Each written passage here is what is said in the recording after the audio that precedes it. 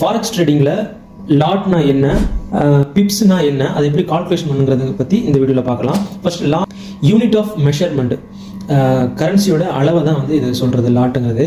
இதில் வந்து standard lot, micro lot, mini lot, nano lot அப்படிங்கிற மாதிரி டிஃப்ரெண்ட் லாட்ஸ் சொல்லுவாங்க. ஸோ இதில் வந்து ஸ்டாண்டர்ட் லாட் அப்படிங்கிறது 1.00, சரியா. இதே வந்து மைக்ரோ லாட், நானோ லாட் அப்படிங்கும்போது 0.01 அப்படிங்கிறதுல தான் ஸ்டார்ட் ஆகும். ஸோ இதை வந்து மல்டிபிள் பண்ணி கால்குலேஷன் பண்ணுறது தான் வந்து இந்த லாட்டு. ஃபாரெக்ஸ் ட்ரேடிங்கில் பிப்ஸ்னா என்ன அப்படின்னா, கரன்சி பேரில் ஏற்படக்கூடிய மாற்றங்களை குறித்து கணக்கிறதுக்கு தான் வந்து இந்த பிப்ஸ் வந்து பயன்படுத்தப்படுது. ஏன் ஃபாரெக்ஸ் ட்ரேடிங்கில் பிப்ஸுங்கிறது முக்கியம் அப்படின்னா, ஒரு ட்ரேடராக இதில் வரக்கூடிய லாப நட்டங்களை கணக்கிறதுக்கு தான் இந்த பிப்ஸ் வந்து பயன்படுது. இப்போ எக்ஸாம்பிளுக்கு சொல்லணும் அப்படின்னா, ஒரு கரன்சி பேர் யூரோ யூஎஸ்டி அப்படின்ற கரன்சி பேர் 1.200 வந்து மார்க்கெட்டில் ரன்னிங் ஆகிட்டு இருக்கு. இப்போ அதனுடைய ப்ரைஸ் வந்து இன்க்ரீஸ் ஆகிருக்கு அப்படின்னா 1.201 அப்படி இன்க்ரீஸ் ஆயிருக்குன்னா 1 பிப்ஸ் இன்க்ரீஸ் ஆயிருக்கு. ஸோ அது எத்தனை பிப்ஸ் இன்க்ரீஸ் ஆகுதோ மல்டிபிளாக வந்து அதனுடைய ப்ராஃபிட் அண்ட் லாஸ் வந்து நம்ம வந்து கால்குலேஷன் பண்ணிக்க முடியும்.